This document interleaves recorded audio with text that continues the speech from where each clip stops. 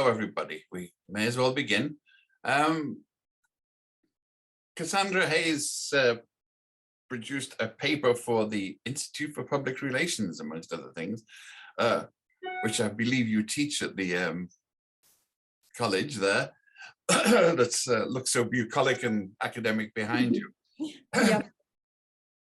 And the issue was, of course, the recall vote for Gavin Newsom, which, you know, some of us have almost forgotten because we're on the opposite side. But in many ways, it's a sort of a prototype for all of the attempts at to turn democracy on itself by rallying so-called popular demands. And California is particularly susceptible to this because of its provisions for referenda and recalls and so on. And, you know, as Hitler discovered, referenda are not always the best way to assess, well, maybe they are the best way to assess popular will, as long as you shape the popular will before you try to assess it. And in your documents, with Gavin Newsom, there's very little evidence of anything, but an awful lot of smoke was generated from a very small fire. And he's not unique. I was covering the United Nations when the oil for food scandal came, and that was my prevalent idea, that there was very little fire, but huge amount of smoke, and I knew who was generating the smoke. But you mentioned the echo chamber. The danger here is that people become self-referential. So in the case of Kofi Annan, because the Wall Street editorial board carried it, Fox then picked up the story of the oil for food so-called scandal. And before long, CNN and MSNBC and all the others just took it for granted that these people wouldn't cover something like this unless there was a scandal. And I think that, you know, speaking as a journalist, one of the problems here is that we often report allegations without investigating the allegations, without seeing whether the emperor has any clothes or not. So in your particular case, could you detail what you noted about the Newsom debacle in particular? He won in the end, but I mean, it's always with a sort of sigh of relief when the good guys win. It's not very often in modern history, is it? Right. Yeah.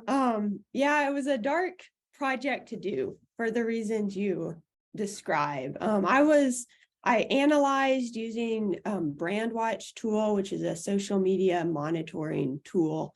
Over 1 million social media mentions about this election, just to kind of get a feel for the conversation. I was looking in particular to narratives, characters, plots, setting, and how they got twisted kind of as the conversation went along through different streams and different parties trying to promote things.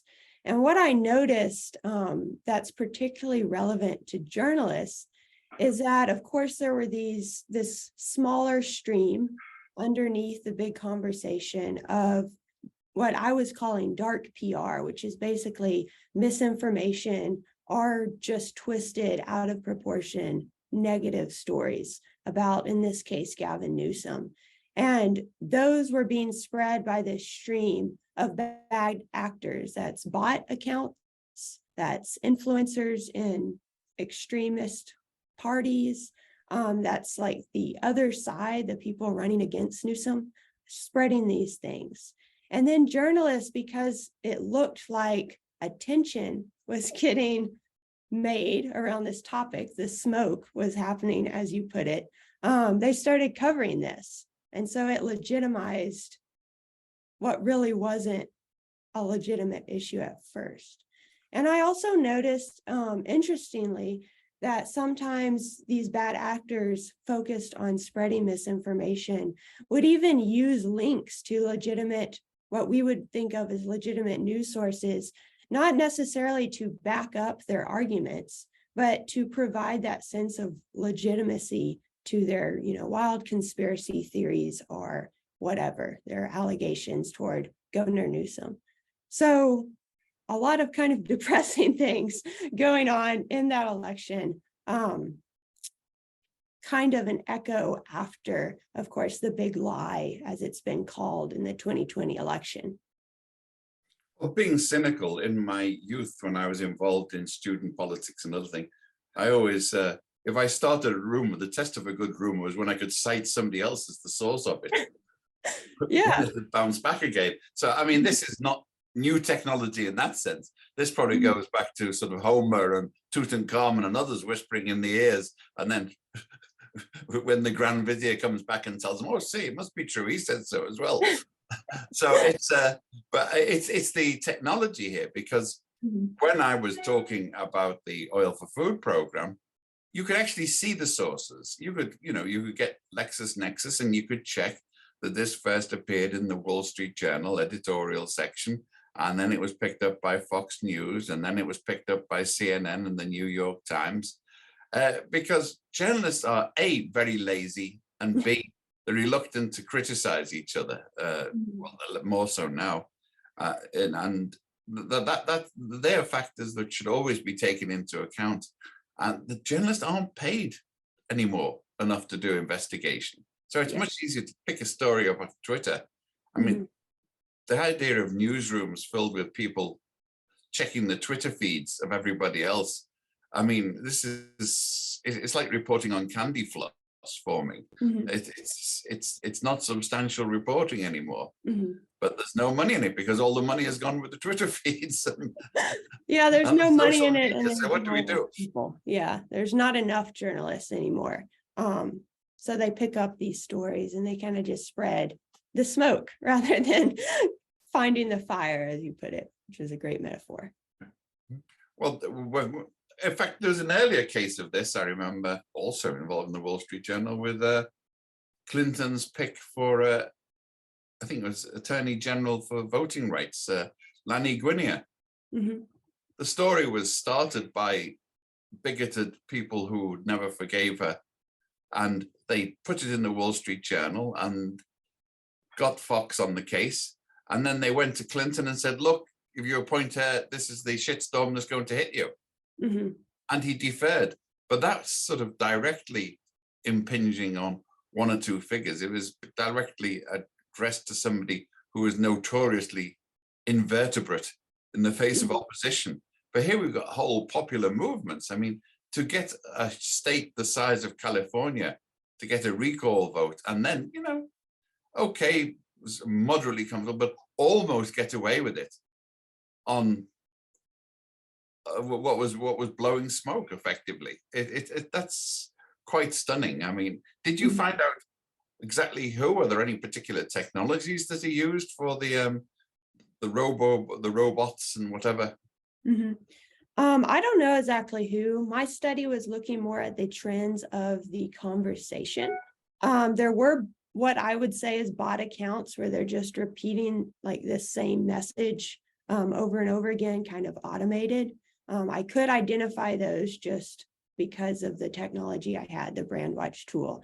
And I could identify that there's certain influencers with large followings within these extremist communities that people kind of listen to and would say similar things, all at the same time to drum up kind of controversy. I don't really know who exactly. I just wasn't looking at that. So I don't even want to speculate, but it was from the other camp against Newsom for sure. Well, you mentioned some ways of combating this, and it's Ronald Bryn has just chipped in with a reminder that George Santos has taken a congressional seat by egregious fraud, which even his best friends are admitting was fraud. And I was quite taken how the GOP would take it. There are pictures of him on the internet now of him as a drag queen in Brazil, which, bearing in mind, the main thrust of GOP objections, one of their thrusts for their bot wars has been the whole transgender issue. It's ironic, but how do you fight fire when the fire is not, is sort of, we can't see the sources of combustion. I mean, people are in a perpetual state of indignation, and it doesn't take much to stir the flames.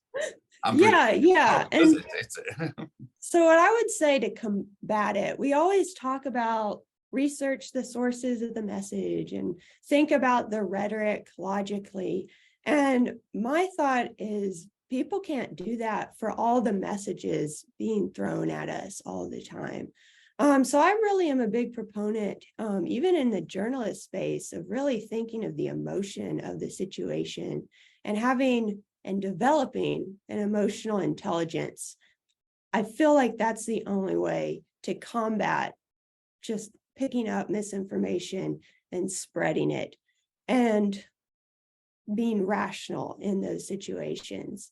As for George Santos, I think that's just another example of certain people taking advantage of the fact that we don't have that emotional intelligence to realize when we're being stirred up and manipulated yet on social media. It's just another example of people coming to power using these kind of fake personas to get us extremist in our thoughts. Well, So that's what I would there say. are presidents who have got into power recently that way as well. It would Yeah, have yeah. not just an obscure congressman from upstate New York. What you're talking about combating it now. You do mention a point that as a practitioner of political PR myself on occasion, that if you actually stand up to refute it, to rebut the allegations, you're giving them a second life sometimes. Yes, you're repeating it because Yeah. you're an official source, so you're legitimizing it just as a journalist would. So that's that's something to beware of, is that you're suggesting that you combat it by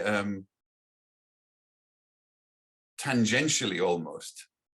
Yeah, and if it is misinformation, if it is truly a lie, I would suggest not repeating the lie, because anytime it's repeated, it gets new life. And that's what people don't understand as well in like social media. If you share something to like quote tweet it or share it to like talk back at it, you are participating in the anger that they're spreading, because all they're trying to do is spread anger.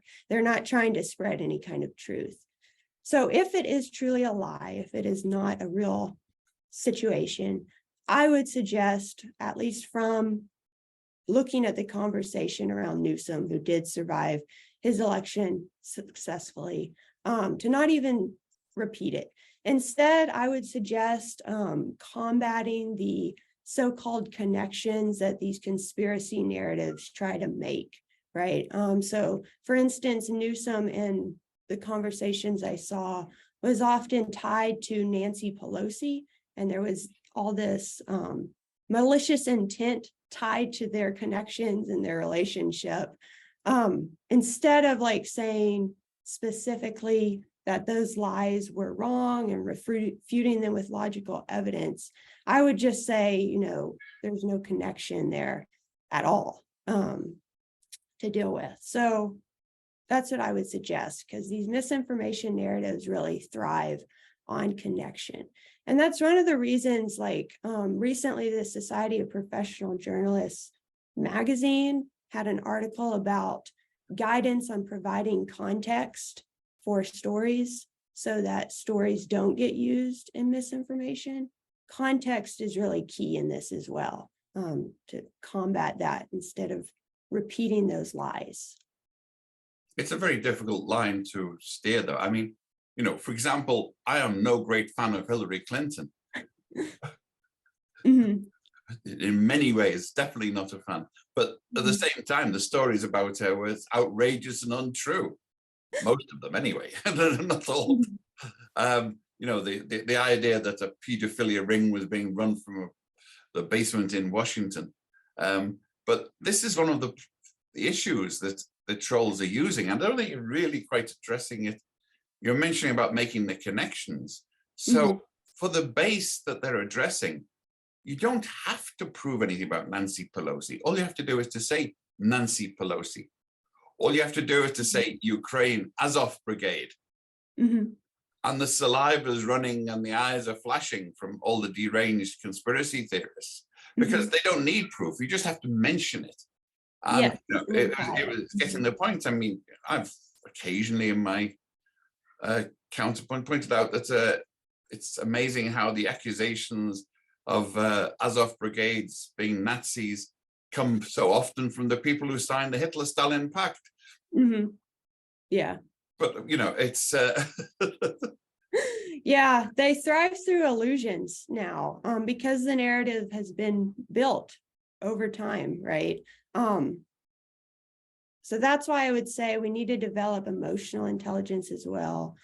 Be very clear with context when you're sharing news. Don't repeat lies because that feeds the illusions more, right? More buildup of this so-called conspiracy in our government that they believe in. And we really need to do work in combating those illusions more than specific lies. Yeah, but, you know, the trouble is that sometimes the accusations are true. You know, That's true. That's why I say even governments we support do collude and cover up and do terrible things, you know. Mhm. But I think they do need to be put in proportion.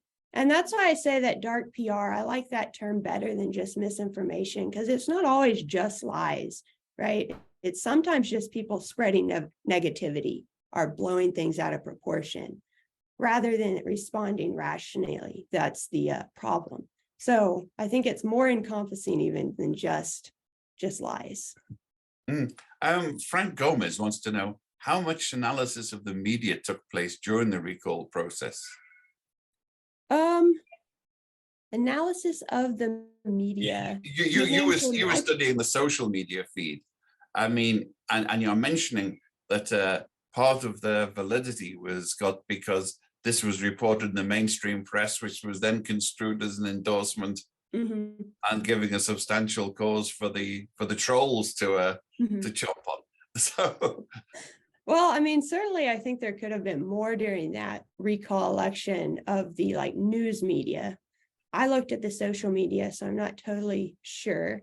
I know there was a ton of talk after the 2016 election about same stuff, but with that election, bigger election, obviously, with presidential media. There's that good book, Cyber Propaganda, about this exact issue over that 2016 election. Of this one, I am not completely sure. Would have to go to Google Scholar or something for the news media analysis.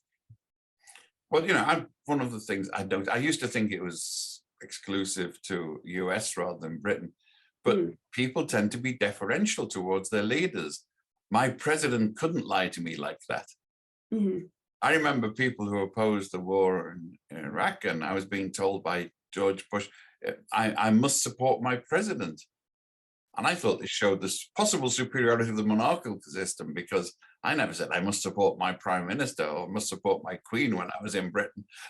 It was, you know, the queen very wisely does not get involved in such things openly anyway. So, you know, it's a case of a politically appointed official, the prime minister.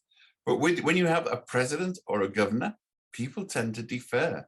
And Americans are very deferential towards authority. American reporters, you just have to compare the please do you have any more wisdom to impart us style press conferences, American press conferences, with, you know, why is this lying liar lying to me, which was, you know, the better British tabloid attitude. Not that they're not prone to lying themselves. But, I mean, isn't this part of it, the whole attitude of questioning authority? And don't we need more little boys saying, but the emperor's got nothing on? No, I think that's definitely true. We really respect the statesmen, right? The statesmen and women in our country. We really respect them because we vote them into office and we think that they have the will of the people or whatever. We're also taught as journalists in this country to, you know, trust official sources, that if you need something legitimate, trust those official sources. And there is a questioning, especially after these elections and what we're seeing, on whether to trust those official sources completely all the time. But I think it's a challenge because you have to kind of trust your institutions and at the same time question them in a way that's not going to just be destructive.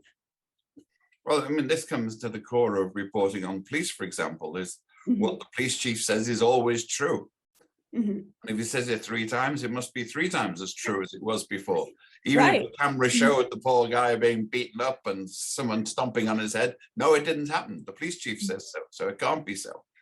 Yeah, yeah. And we're seeing, yeah, that we're seeing through videos that are spread on social media that that's not completely true. And that's another layer of challenge to this, is these bad actors know that the power of the people, and it seems like the people are talking and the people are rising up on social media movements, and they're kind of taking those tools to expose real change and manipulating them, right, to make it seem legitimate from the people. So that's another layer of complexity here, is they're kind of using those grassroots movements against ourselves almost. I'm not a favor of legislative interference in journalism and free speech, but of course, this is the question of the ages with the social media.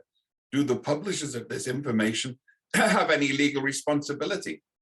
You know, I spent my early working years in Britain where libel was a very costly process, and you didn't even have to prove the person, the litigant didn't even have to prove that what you said was untrue. Just had to prove it was damaging. Well, of course it was damaging. That's why I said it. But, Right. No, you yeah. know, the truth was no defense in Britain. Whereas here, you know, I thought I was in reportorial heaven when they told me that you can't libel a public figure. Oh, yes, I can. Watch me. You know, not technically libel, but, you know, watch me go for them.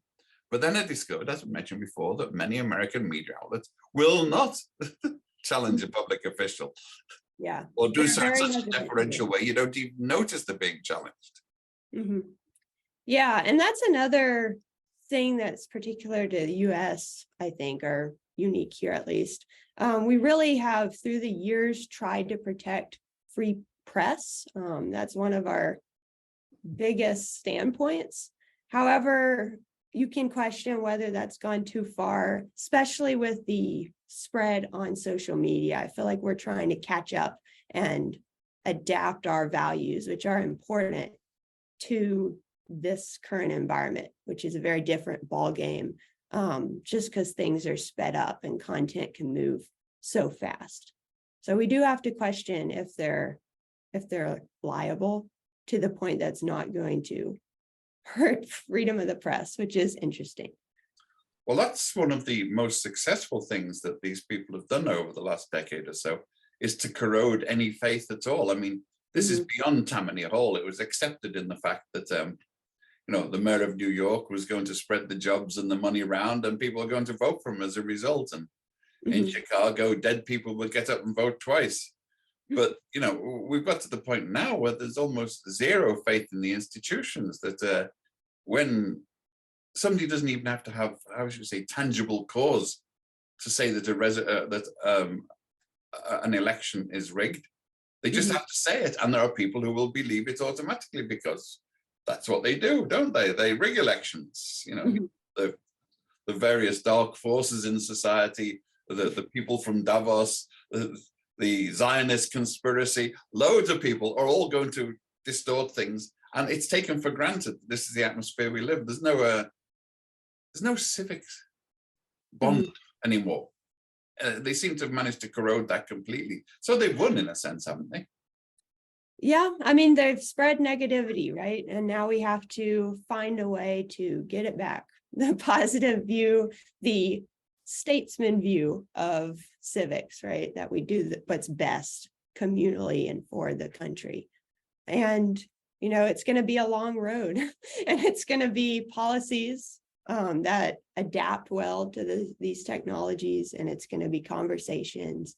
And like I said, I think it's going to be a growth that we need in this country of having better emotional intelligence to be able to have different viewpoints in the same conversation and kind of know when your anger is getting stirred up and you're being manipulated and things like that. So I'm a professor. I believe in education as well. So hopefully that'll help as we move through. So can we do it without guillotines and firing squads? I would hope. I'm kind of a cynic too. You said you're a cynic. I would hope people don't have to get hurt, but we will see what happens. The storming of the Capitol did not ease my mind in that regard. Yeah, I mean, I'm pleased to see them getting arrested, but I felt sorry for them. They were such dupes. Yeah. I mean, lions led by a donkey. Well, not quite lions. Yeah, that's what I saw too, in this study on the Newsom recall election, looking at the conversation, is that you have these bots who are obviously there for malicious purposes. You have influencers who kind of profit off of being influencers in these extremist spaces. But what was most, dark for me was the fact that so many average Joes, just regular people, would then retweet and pick up and interact with all these malicious actors, kind of just brainwashed their narrative of the world through those. So we have to do something about echo chambers as well, speaking of policies and things. Yeah, I've just bailed out of a conversation in which my correspondent declared that Finland had invaded the Soviet Union. What? Finland invaded the Soviet Union back in 1939, and the Baltics did. So, I mean, facts are fluid. I guess that's one way to put it. They're very fluid. Well, yeah, and they have an emotional truth to them as well. People want to be right. People want to do stuff and promote stuff that's going to correspond with their worldview. It's an emotional side to truth. And again, I feel like we haven't discussed that enough. I feel that that's lacking, and why people get brainwashed so easily in these situations. Well, I mean, you can see it in other contexts as well. I mean, people will support a baseball team or a football team and say they're the best, even though they've lost every match for the last 20 seasons, Right. There's a triumph of faith here, And what happens in this case is the pro-Putin people believe that Russia has been historically wronged, and they're going to believe whatever Russia says. And similarly here, people are going to believe what the president says because everybody hates Americans, and he's, internationally, and little details like Vietnam, Iraq, and so on, just percolate through. But one of the questions is, for those of us from California, this is Jonathan Kapstein, could you remind us of the vote results? And do you know how much money was spent? And can you identify the groups that spent it behind the recall? I can't off the top of my head, but there is news articles out there about how much money was spent and the groups behind the recall. It is far right groups. And I think there was like companies and stuff. So definitely take a look, do some educated Googling to find those news articles that I can't remember off the top of my head. As for the vote results, Newsom won easily. And I think I actually 61%, I think I read off in your article this morning. Yeah, so people voted no 64.27%. People voted yes, let's recall him, 35.73%. So he wasn't even close as far as the actual vote.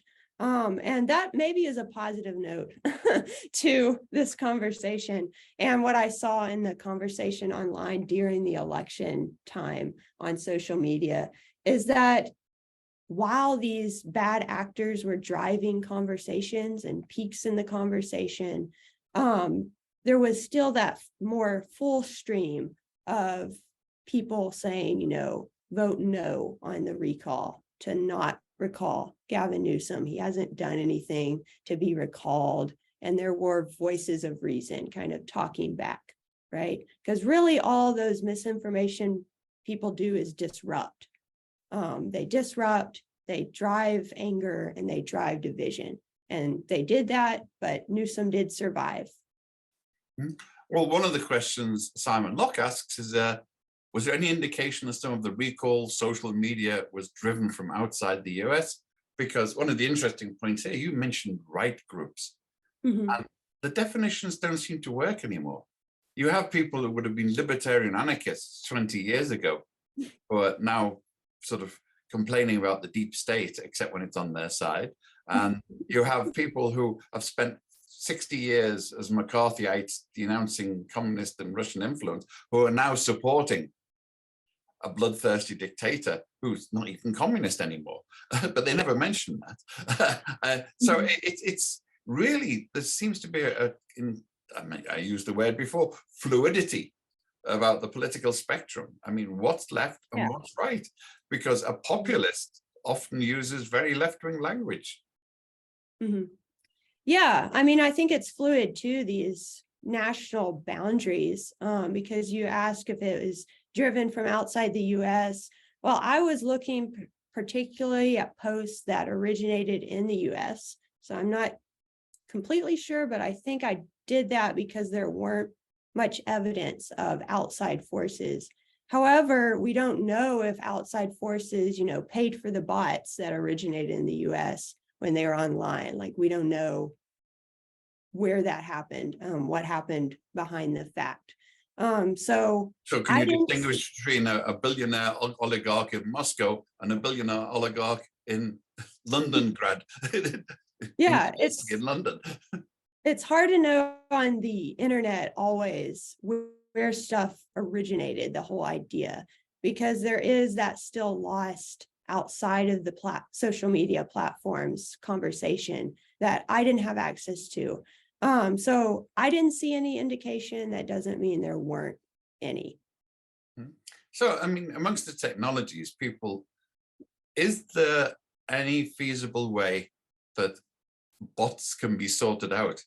Because it's one thing to deal with, deranged eccentrics stuck up in the Appalachians who have never quite got over the shock of losing the Civil War.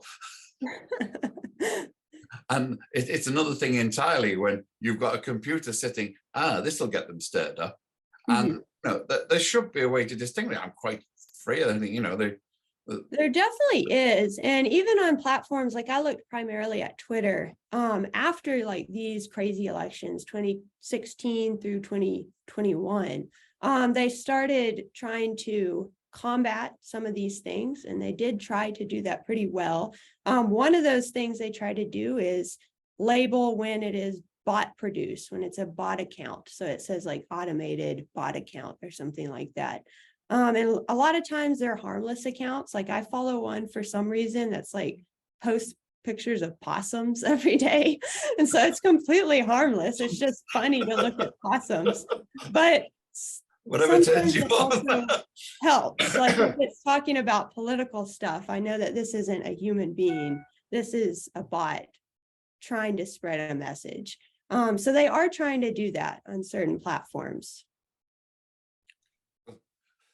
I'll have to watch out for trends on possum elections. Yeah, possum elections. The possums are just harmless and cute. So politician with a different stripe. It's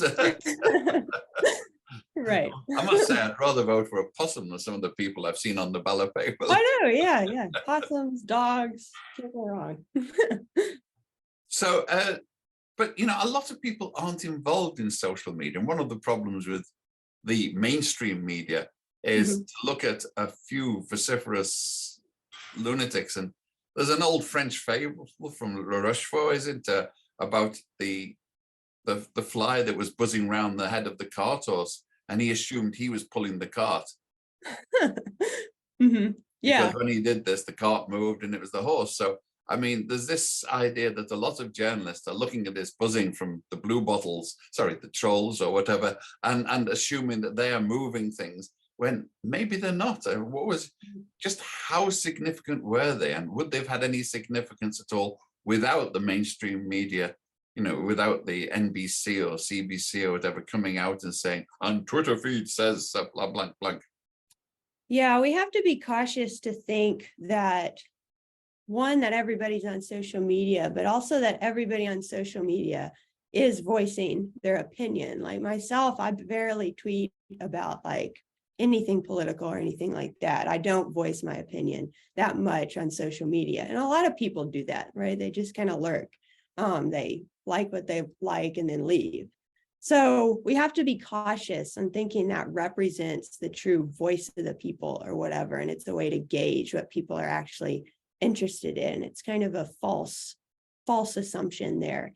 And one of the other reasons why we do have to be cautious on sharing these stories and these misinformation trends in journalistic outlets and giving it that legitimacy, because it's not accurate, right? It's not an official poll that has actually gauged things. And even polls are very hit or miss these days. So yes, I would just echo that sentiment that you do have to be cautious, and you do have to wonder, you're only spreading the smoke more when you report it on the broadcast news at night for people who hadn't even seen it that day on social media.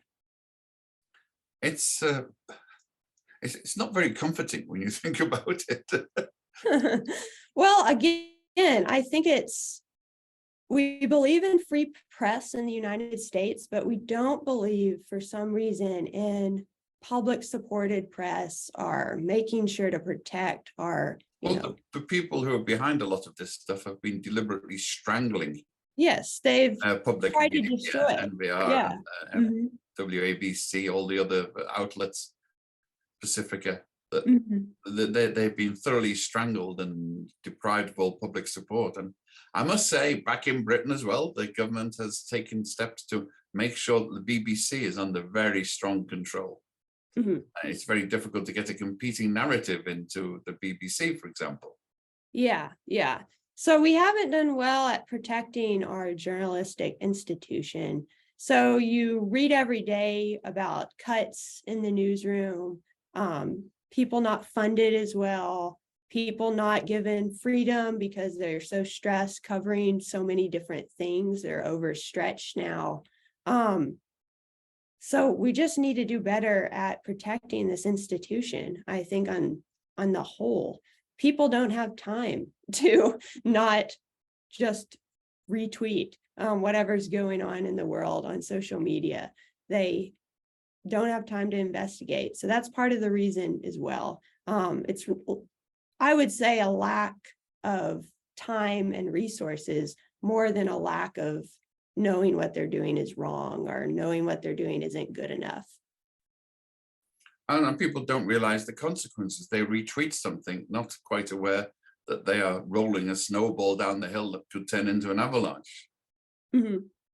Yeah, but they don't put it in perspective for sure. Yeah, you're feeding the beast. It's you're feeding the trolls. Yeah. Yes. And they love it. They love it. It's being rude to them doesn't work very much either. No, because again, the point is disruption and spreading negativity and getting people kind of angry and involved in that manner, and engaged in these platforms in that manner. So the point isn't to reach some sort of consensus or find the truth. It's not like a good debate or anything like that. It's just people being angry at each other all the time. So that's the point. So yeah, I bet you don't get anywhere when you talk back to them, because they're not there for that. They're not there to have their minds changed. A friend of mine who was one of the first professors of journalism in Britain, he resigned because he saw he couldn't sleep at night knowing that he was training these people for jobs that wouldn't exist and would be underpaid by the time they got there. So we have all these aspirant journalists around the world going to J schools. What particular courses do you think are lacking? Because, generally speaking, the professors who do this are ex-journalists, and they tend to say, well, of course, the media for the state, we do the stuff, we are, it's above board and just the facts, ma'am. Even when they should know from their own experience that this is not very often the case. Right. Well, how I sleep at night with what I do as a journalist professor is I kind of think that really journalism needs to be taught way more. because journalism is the practice of pursuing the truth, right? And knowing the context. It's a theory. Supposedly, that's our ideal. And I think that ideal, even if it doesn't always get hit, is worth everybody knowing about, because that's what we're lacking in our society, is the ability to talk about the truth and protect it and pursue it. So that's one of the things that I think, actually think it should be taught more, our standards and our ethics at least. I also think, and I think there's already a trend toward more of this, is journalists need to be better prepared to talk about data in an effective way, see trends in data, know when data is being truthful, because a lot of times, especially in political conversations, things like polling, journalists misrepresent or follow along with official sources misrepresenting data. And I do see a trend toward more data journalism being taught. And so I think that's important as well.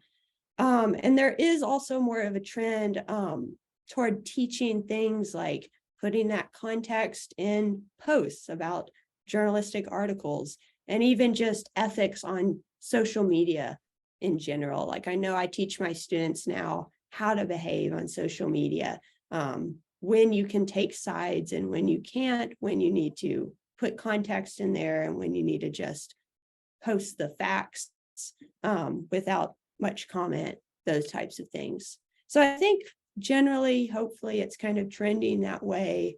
And even if there aren't jobs there for these students in journalism, I feel like the values of a journalist are going to help in whatever industry they go into.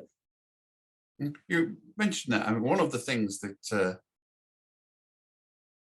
there's the spurious objectivity, as you must have both sides. So this is that we recently had a press conference with, I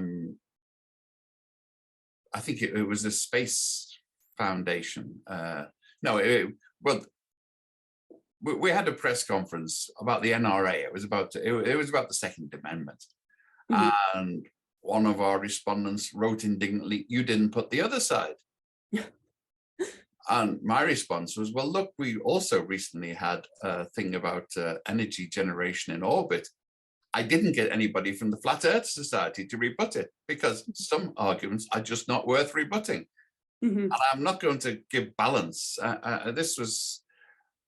It turned out on the Brexit issue, the BBC had trolled the whole field of economics to find an economist who would say that Brexit, Britain leaving the European Union, was a good thing. Yeah. The overwhelming consensus was this was an unmitigated disaster, as some might say, has now been revealed. But the fact that they had to get balance, even if it was the one deranged lunatic saying the end is nigh on the edge of the crowd, that's balance. That's not balance. That's an abdication of responsibility and objectivity, isn't it? Yeah. I like the way you put it there. I think people have forgotten what balance is supposed to be, which is kind of more like fairness for like two political candidates or something, less about let's find both sides of every single issue, even when there isn't really another truthful side of the issue. So I think that's another conversation going on in journalism right now, that both sidesism, and when is it still needed and when is it not, especially in this promotion of misinformation. So do you have any other aperçu to give everybody about what journalists should do and what journalist students should be taught? Not really. I mean, I'll just end saying what I've been saying throughout. I feel like, yes, know your journalist ethics, but also develop emotional intelligence. And you do that by reading and learning about the world and being creative and responding to creativity and art and culture, rather than just always thinking of the facts as these very logical, rhetorical things. I think that long-term is the only way to kind of get out of this mess.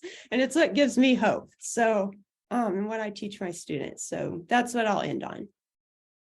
Mm-hmm. Well, since you've ended on it, I suppose that you've drawn a line under the briefing. Unless there are any more questions, I've got to thank you for I can't say inspiring. It's not inspiring. It's quite Yeah, dispiriting. I'm kind of a dark person. I'm sorry.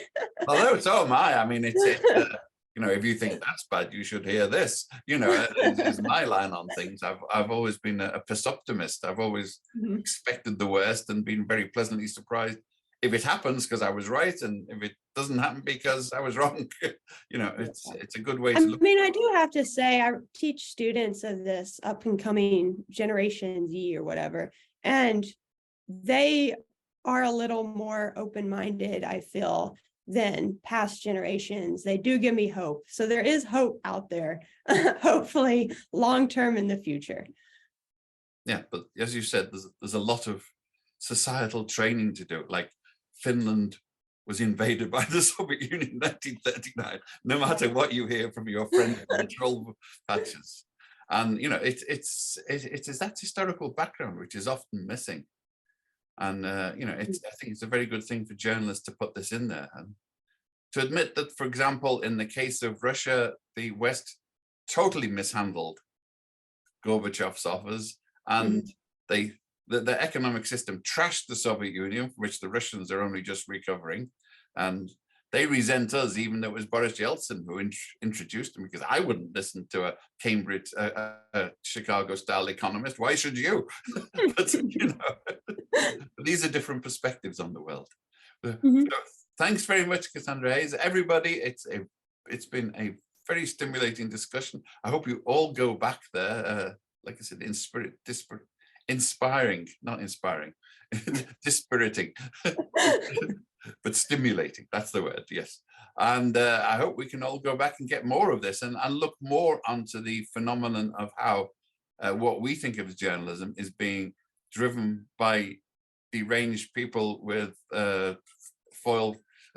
aluminium foil helmets on in sideboards around the world. Thanks very much, Cassandra. Oh, next.